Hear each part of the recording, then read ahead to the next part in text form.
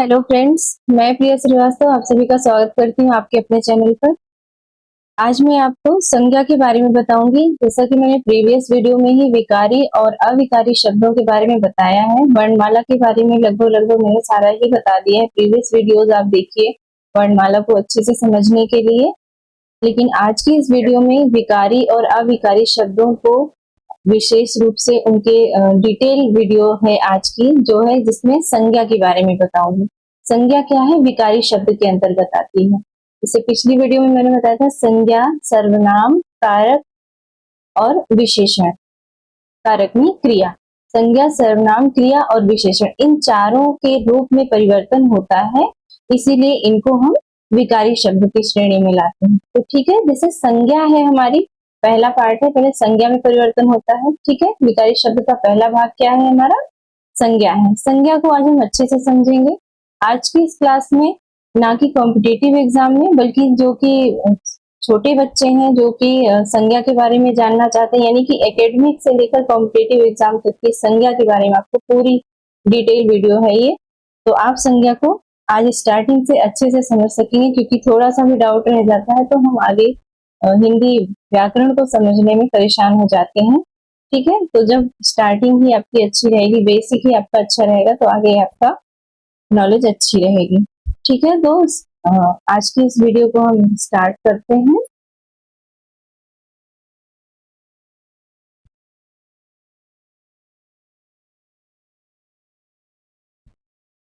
देखिए आज क्या है, हिंदी व्याकरण।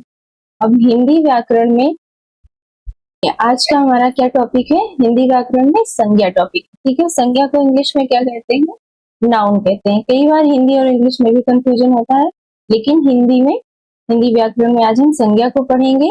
संज्ञा को इंग्लिश में नाउन कहते हैं। ठीक है, संज्ञा के बारे में देखते हैं, संज्ञा को कैसे पहचानेंगे, क्या पहचान होती है, इसकी परिभाषा क्या होती है, इसको हम कैसे अच्छे से समझ सकते हैं।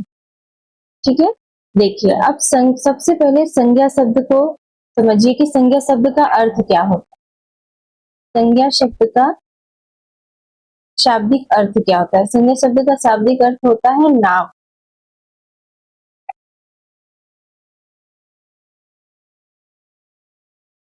सबसे पहले शाब्दिक अर्थ जानते हैं। ठीक है, शाब्दिक अर्थ क्या होता है, नाम। ठीक है, अभी तक शायद ही आपको पता रहा हो कि शाब्दिक अर्थ भी हो सकता है संज्ञा का। किसी चीज का नाम जो भी है वो संज्ञा के अंतर्गत आता है। ठीक है, अब इसकी परिभाषा लिख लेते हैं। परिभाषा में क्या लिखेंगे, ऐसा आपको पता ही है, फिर भी एक बार अच्छे से डिटेल वीडियो देखते हैं। किसी व्यक्ति, वस्तु,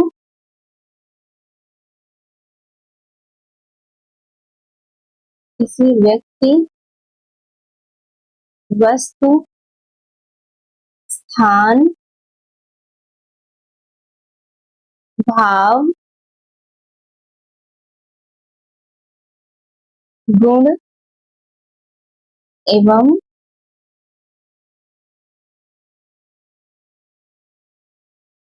अवस्था। क्या है देखिए, किसी व्यक्ति, वस्तु, स्थान, भाव, गुण एवं अवस्था के नाम को संज्ञा कहते हैं। ठीक है, देखिए अब इसमें काफी चीजें मेंशन हो गई, परिभाषा से ही आपको काफी समझ में आ जाएगा। ठीक है, किसी व्यक्ति, वस्तु, स्थान, भाव, गुण एवं अवस्था के नाम को संज्ञा कहते हैं।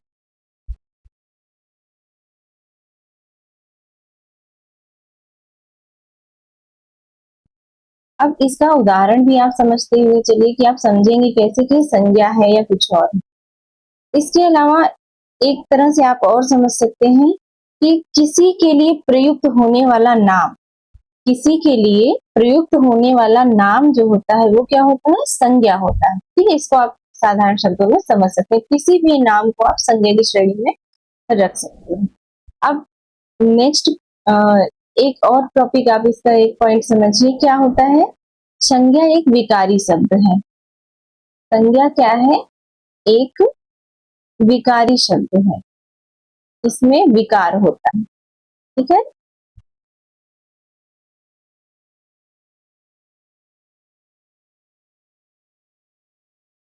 नेक्स्ट हम क्या देखते हैं, अब संज्ञा के तीन भेद हैं। देखिए वैसे तो संज्ञा के तीन ही भेद हैं, लेकिन कोई कोई इनको पांच भाग में बांटते हैं। तो आज मैं आपको पांचों प्रकार बताऊंगी, ठीक है। संज्ञा के जब भेद पूछे तो कितने हैं, पांच भेद हैं संज्ञा के भेद। एक क्वेश्चन पूछते हैं जैसे एग्जाम में आता है कि संज्ञा के भेद बताइए, तो first option 1, second option 2, third option 3, fourth option 4 करके ऐसे ऑप्शन दे देते हैं, तो और एक ऑप्शन 5 करके। तो आजकल 4 की जगह 5-5 ऑप्शन आने लगे हैं, तो इसका आंसर क्या होगा, इसमें 5, यानी कि 5 भेद हैं, संज्ञा के 5 भेद हैं, ठीक है। अब इसको हम इस तरह से भी समझ सकते हैं। देखिए चार्ट के माध्यम से अगर हम समझना चाहें तो कैसे समझेंगे, ये रही संज्ञा। अब संज्ञा को हम अच्छे से समझने के लिए इसके पार्ट्स को भी अच्छे से समझेंगे, ठीक है। देखिए पहला भाग क्या होता है, हमारा पहला प्रकार क्या है, जो संज्ञा के 5 भेद हैं उसमें पहला भेद क्या है, व्यक्तिवाचक संज्ञा, ठीक है। क्या है पहला भेद, व्यक्तिवाचक संज्ञा, ठीक है। ये हो गया हमारा पहला भेद। दूसरा भेद हमारा क्या है, दूसरा भेद देखते हैं। दूसरा भेद है हमारा जातिवाचक, जातिवाचक संज्ञा। देखिए पहला क्या हो गया, व्यक्तिवाचक संज्ञा, दूसरा होगा जातिवाचक। थर्ड हम देख लेते हैं, थर्ड क्या है, थर्ड है हमारा द्रव्यवाचक संज्ञा। थर्ड क्या है हमारा,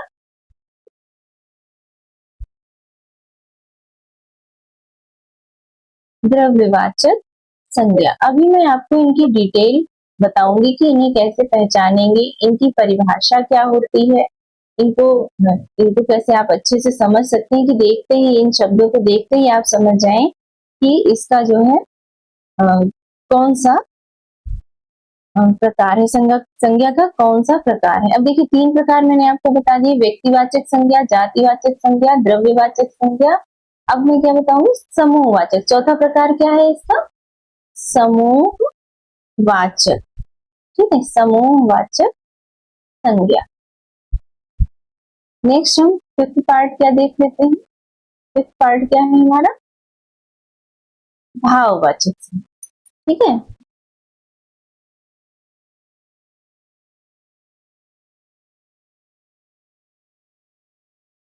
क्या है, भाववाचक संज्ञा।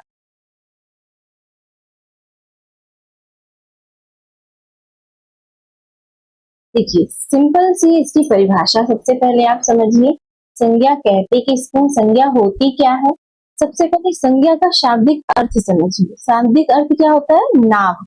संज्ञा का शाब्दिक अर्थ क्या है, नाम, ठीक है। आप किसी भी नाम को ले लीजिए, वो संज्ञा है। दुनिया में कोई भी नाम है वो क्या है, संज्ञा है, ठीक है। अब इसकी परिभाषा देख लीजिए। परिभाषा क्या है, मैंने भी आपको बताई, सिंपल सी परिभाषा है, किसी व्यक्ति, वस्तु, स्थान, भाव, गुण एवं अवस्था के नाम को संज्ञा कहते हैं, ठीक है। अब इसकी एक विशेषता और समझिए। एक प्रश्न और बनता है कि संज्ञा विकारी शब्द है अथवा अविकारी शब्द है, तो आप क्या मानेंगे, संज्ञा एक विकारी शब्द है, ठीक है। अविकारी शब्दों को मैंने अपनी प्रीवियस वीडियो में बता रखा है कि कौन कौन से हैं, वो 8-9 प्रकार के हैं, जो भी है उसको मैंने वहां पर मेंशन किया है, उनकी डिटेल के नेक्स्ट वीडियो में आएगी। लेकिन आज हम विकारी शब्दों के क्या भेद हैं और उनको पूरा डिटेल में समझेंगे। जैसे विकारी शब्द का पहला पार्ट क्या है, संज्ञा, तो संज्ञा का आज हम पूरा समझेंगे कि संज्ञा के कितने भेद होते हैं, परिभाषा क्या होती है, ठीक है। तो संज्ञा के भेद कितने हैं, 5 भेद हैं। पहला क्या है, व्यक्तिवाचक संज्ञा, दूसरा क्या है, जातिवाचक संज्ञा, थर्ड क्या है, द्रव्यवाचक संज्ञा, फोर्थ क्या है, समूहवाचक संज्ञा, और 5वीं संज्ञा कौन सी है, भाववाचक संज्ञा। इस प्रकार से संज्ञा के 5 भेद होते हैं और इनके पांचों के नाम आपको मैंने यहाँ पर लिख दिए, इसको आप अच्छे से नोट डाउन कर लीजिए और अच्छे से समझिए। अब मैं आपको इनकी परिभाषा, एक एक करके परिभाषा और इनके उदाहरण सहित आपको समझाने का प्रयास करूंगी। ठीक है, तो आप, आशा करती हूँ आपको काफी अच्छा से समझ में आएगा। फिर भी आप लोगों को लगता है कि कुछ रह गया है, कुछ अच्छे से और बताना चाहिए, तो प्लीज कमेंट बॉक्स में आकर के आप कमेंट कर सकते हैं। ठीक है, तो इस तरह से हम पहला पार्ट जो है ये हमारा व्यक्तिवाचक संज्ञा के बारे में आपको मैं बताने का प्रयास करती हूँ। व्यक्तिवाचक संज्ञा क्या है? देखिए, व्यक्तिवाचक संज्ञा जैसे आप अभी समझ गए होंगे कि व्यक्ति होता है, नहीं, एक व्यक्ति के लिए ही व्यक्तिवाचक संज्ञा का प्रयोग नहीं किया जाता। देखिए, वैसे तो नाम से स्पष्ट है, फिर भी इसमें व्यक्ति के अलावा और कुछ भी है। देखिए कैसे, जो शब्द एक व्यक्ति, वस्तु एवं स्थान का बोध कराते हैं वो व्यक्तिवाचक संज्ञा है। ठीक है, जैसे एक व्यक्ति है, सुनील नाम ले लीजिए, राम नाम ले लीजिए, श्याम नाम ले लीजिए, तो ये एक व्यक्ति का बोध करा रहे हैं ना, तो ये क्या है? हमारी व्यक्तिवाचक संज्ञा। सिर्फ ये व्यक्ति से उदाहरण हुआ। नेक्स्ट मैंने आपको बताया किसी एक वस्तु को भी व्यक्तिवाचक संज्ञा की श्रेणी में रखते हैं। तो एक वस्तु जैसे ले लेते हैं, कुछ भी आप ले सकते हैं, जैसे साइकिल ले लीजिए, और लैपटॉप ले लीजिए, मोबाइल ले लीजिए, माइक ले लीजिए, कुछ भी आप ले सकते हैं, पंखा ले लीजिए। तो ये सब क्या है? ये वस्तुएं हैं। तो एक वस्तु को जो है व्यक्तिवाचक संज्ञा के अंतर रखा जाएगा। ठीक है, सिर्फ एक है, संख्या में अगर एक है तो वह व्यक्तिवाचक संज्ञा के अंतर्गत आएगा। अब इसके अलावा मैंने व्यक्ति वस्तु दो बता दी आपको। अब मैंने एक बात और मेंशन की, क्या? स्थान। अब जैसे कोई एक स्थान ले लीजिए, दिल्ली ले लीजिए, महाराष्ट्र ले लीजिए, कोलकाता, चेन्नई, यूपी, कुछ भी लीजिए, उत्तर प्रदेश, जो भी ये सब है, ये क्या है? एक ही अगर नाम लीजिए तो वो क्या है? व्यक्तिवाचक संज्ञा। जैसे दिल्ली क्या है? व्यक्तिवाचक संज्ञा के अंतर्गत आता है। तो आज आप इसको अच्छे से समझ ले, व्यक्तिवाचक और किसी संज्ञा में कंफ्यूजन नहीं हुआ। ठीक है, तो व्यक्तिवाचक संज्ञा की परिभाषा देख लेते हैं। मैं आपको नोट डाउन करा देती हूँ क्या है। ऐसे शब्द या जो शब्द,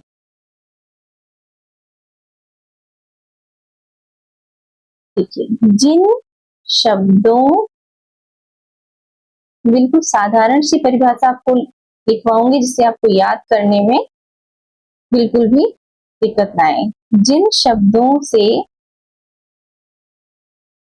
एक व्यक्ति, वस्तु अथवा या और, ठीक है, अब ये वस्तु विशेष भी हो सकती है, ठीक है, स्थान विशेष भी हो सकता है। इस तरह से मैं आपको भी दिखाती हूँ। देखिए, जिन शब्दों से एक व्यक्ति, वस्तु विशेष,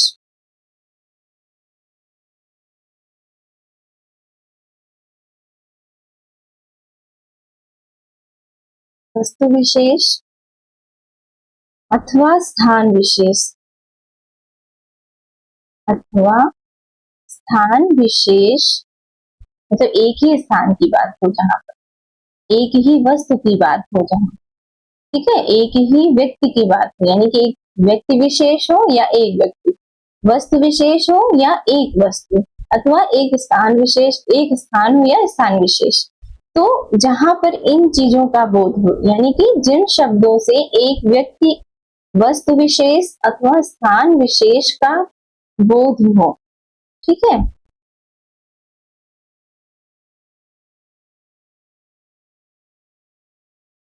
उसे क्या कहते हैं?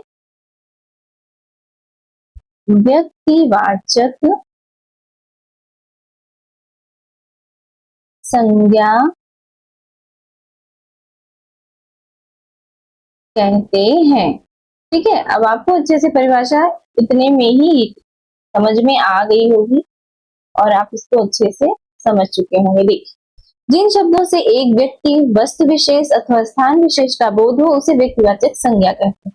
अब आपको व्यक्तिवाचक संज्ञा की परिभाषा अच्छे से समझ में आ गई, साथ ही साथ इसका हम उदाहरण भी देख लेते हैं जिससे आपको दोबारा इधर उधर देखने की जरूरत ना पड़े कि कैसे समझें। जैसे कि परिभाषा से ही काफी अच्छा समझ में आ गया होगा, लेकिन उदाहरण से समझेंगे तो हमें और विशेष रूप से हमारी मेमोरी में बैठ जाएगा, जिसे हम भूलेंगे नहीं। ठीक है, जैसे कि आज की वीडियो आपको थोड़ा लेंदी लग रही होगी, लेकिन इसलिए मैं थोड़ा डिटेल और अच्छे से बताने का प्रयास कर रही हूँ, क्योंकि मेरी इस वीडियो को बच्चे भी देखते हैं। जो कि संज्ञा एक जो व्याकरण है, ये शुरू से लेकर बच्चों को पढ़ाया जाता है और कॉम्पिटेटिव एग्जाम तक पढ़ाया जाता है। इसलिए मैं इस पर विशेष रूप से ध्यान दे रही हूँ और फोकस करने का प्रयास कर रही हूँ कि बच्चों को भी अच्छे से ये समझ में आए। हम बड़े तो जल्दी समझ लेते हैं, लेकिन बच्चों को थोड़ा टाइम लग जाता है। ठीक है, तो क्या है, व्यक्तिवाचक संज्ञा हो गई है, परिभाषा हो गई। अब उदाहरण देख लेते हैं, जैसे राम एक व्यक्ति विशेष का नाम हो गया, श्याम हो गया, रहीम हो गया, सुनील हो गया, गीता, सीता, कुछ भी आप रख सकते हैं, जो भी नाम हो। बहुत सारे उदाहरणों से मैं आपको समझाने का प्रयास करूंगी। राधा। ठीक है, इसके अलावा हम क्या देखते हैं, इसके अलावा देखिए वस्तु भी मैंने बताई थी, स्थान भी बताया था, यानी कि साइकिल देख लेते हैं। ठीक है, साइकिल देखिए वर्तनी शुद्धि में भी प्रश्न आता है। ठीक है, साइकिल होता है शुद्ध शब्द, साइकिल नहीं होता, या नहीं होता, यहाँ पर क्या होता है, ई होता है, साइकिल। ठीक है, अब इसके अलावा मैंने जैसे वस्तु बता दिया, पंखा बता दिया। ठीक है, तो ये सब हो गई वस्तु में भी। अब स्थान की भी बात कर लेते हैं, जैसे मैंने आपको बताया था, दिल्ली, महाराष्ट्र, बिहार, पटना, उत्तर प्रदेश। इसमें नदियों के नाम भी आप शामिल कर सकते हैं, जैसे गंगा, एक व्यक्ति की बात हो रही है। ठीक है, तो ये क्या हो गया, ये हो गया हमारा व्यक्तिवाचक संज्ञा। ठीक है, इसके अलावा अब हम नेक्स्ट देख लेते हैं। व्यक्तिवाचक संज्ञा आपको अच्छे से समझ में आ गई होगी। ठीक है, मतलब अब देखिए व्यक्तिवाचक संज्ञा में आ, आपको और भी उदाहरण, बहुत सारे उदाहरण, कितना मैं आपको बताऊं, मतलब अब आप अच्छे से समझ जाएंगे किसी व्यक्ति वस्तु विशेष को। ये हो गया व्यक्तिवाचक संज्ञा। अब नेक्स्ट हम देखते हैं व्यक्तिवाचक संज्ञा की बात, आपने इसको अच्छे से नोट डाउन कर लिया होगा।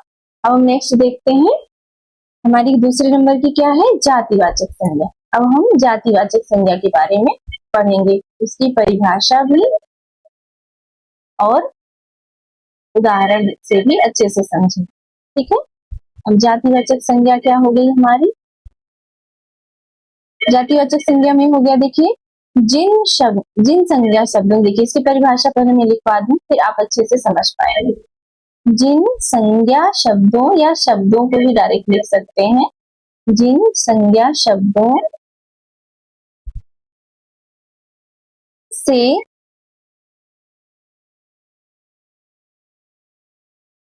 व्यक्ति,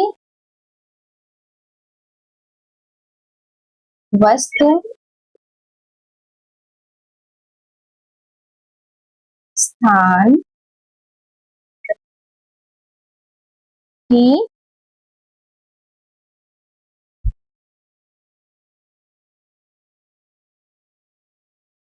संपूर्ण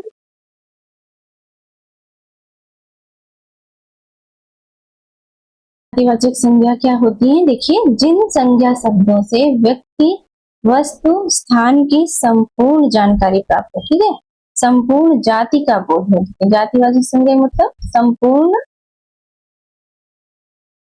जाति का बोध हो, उसे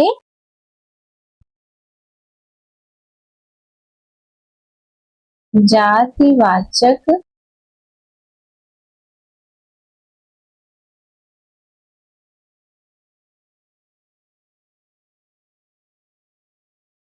संज्ञा कहते हैं।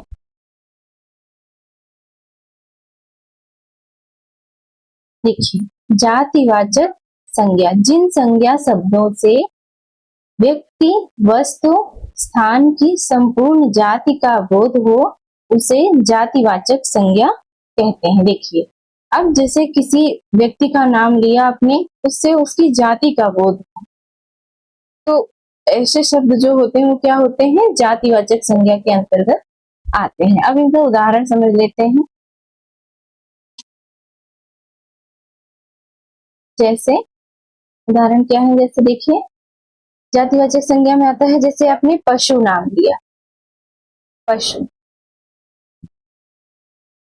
पशु के अंतर्गत सारे पशु आ गए, जैसे शेर, चीता, बाघ, हिरण, कुत्ता, बिल्ली, सारे आ गए। ठीक है, पशु से उनकी पशु की जातियों का बोध होता है, पशु जाति का। ठीक है, पक्षी, पक्षी से किसका बोध हुआ, सारे पक्षी, जितने भी प्रकार के पक्षी हैं सबका बोध हो गया। उसके बाद लड़का, लड़का से लड़के का बोध हो गया। ठीक है, लड़की से लड़की का बोध हुआ। इसके बाद अब हम देखते हैं, मैंने आपको बताया कि व्यक्ति हो गया ये सब, तो अब वस्तु भी देख लेते हैं। जैसे पुष्प, पुष्प क्या है, यानी कि जो फूल होता है उस पुष्प कहते हैं। पुष्प क्या है, हमारा वस्तु है। वस्तु क्या, इससे संपूर्ण पुष्प जाति का बोध हो रहा है। ठीक है, इसके अलावा हम जैसे चाचा शब्द ले लेते हैं, चाचा से भी चाचा जाति का बोध हुआ। इसके अलावा हम देख लेते हैं जैसे कुछ और उदाहरण, जैसे नदी, नदी से क्या हो गया हमारा, नदी हो गया हमारा जातिवाचक, सारी नदियां इसके अंतर्गत आ गई। लेकिन वहीं पर जब हम गंगा नाम ले लेंगे, गंगा नदी, तो क्या होगी, हमारी व्यक्तिवाचक संज्ञा के अंतर्गत आएगा। लेकिन नदी है सिर्फ, तो क्या है, वो हमारी जातिवाचक संज्ञा के अंतर्गत आए। इसके अलावा पर्वत, जितने भी पर्वत वो इसी श्रेणी में आते हैं। ठीक है, सारे पर्वत इसी उसमें आते। इसके अलावा पहाड़, इसके अलावा आप देख सकते हैं जैसे सभा, सभा क्या है, सभा एक शब्द है। सभा का ये मतलब नहीं हो उससे कोई जाति का बोध होना है, नहीं। सभा से क्या होता है, समूह का बोध होता है। ठीक है, इस तरह से आप थोड़ा समझ के पढ़िएगा कि सभा क्या है, समूहवाचक संज्ञा के अंतर्गत है। लेकिन वहीं पर जैसे पशु, पक्षी, लड़का, लड़की, ये सब क्या है, ये जातिवाचक संज्ञा के अंतर्गत। ठीक है, और सामान्य कुछ भी आप समझ सकते हैं, जैसे मेज ले लीजिए, कुर्सी ले लीजिए, ये सभी चीजें आ गई किसके अंतर्गत, जातिवाचक संज्ञा के। अब नेक्स्ट हम देख लेते हैं, जातिवाचक संज्ञा आपको अच्छे से आ गई। इसके बाद हम देख लेते हैं, देखिए अब तीसरी संज्ञा क्या है हमारी, द्रव्यवाचक संज्ञा। इसको भी आप पहले परिभाषा से समझिए, इसके बाद आपको उदाहरण से भी समझाने का प्रयास करूंगी। देखिए, द्रव्यवाचक क्या होता है, द्रव्य का सबसे पहले अर्थ क्या, द्रव्य का अर्थ क्या होता है, द्रव्य का अर्थ होता है पदार्थ, द्रव्य का अर्थ होता है पदार्थ। तो आपको अच्छे से अब समझ में आएगा पदार्थ है। ठीक है, अब इसका मतलब देखिए क्या आता है, वह जिन शब्दों में, या वे संज्ञा शब्द, ऐसे समझिए, वे संज्ञा शब्द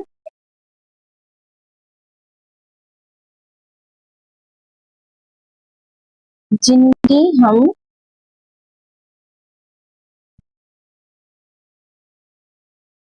माप तौल कर सकते हैं,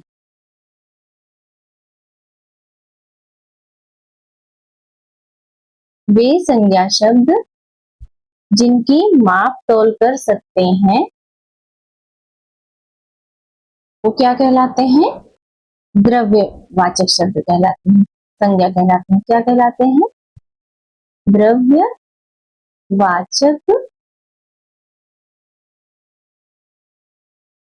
संज्ञा कहलाते हैं। ठीक है, ऐसे पदार्थ या ऐसे शब्द जिनकी हम माप तौल कर सकते हैं, वो क्या कहलाते हैं, हमारे द्रव्यवाचक संज्ञा के अंतर्गत आते हैं। अब कैसे, उदाहरण भी हम देख लेते हैं।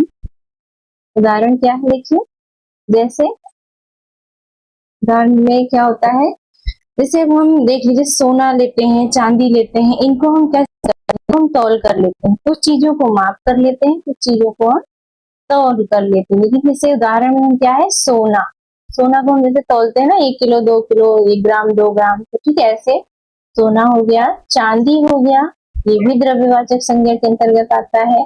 घी हो गया, तेल हो गया, ठीक है, ये सब हो गया। इसके अलावा हम देख लेते हैं चावल, क्योंकि चावल को भी हम माप तौल से ले लेते हैं, गिनकर नहीं लेते हैं, ठीक है, गिनना नहीं है इसको माप तौल करनी, ठीक है। चावल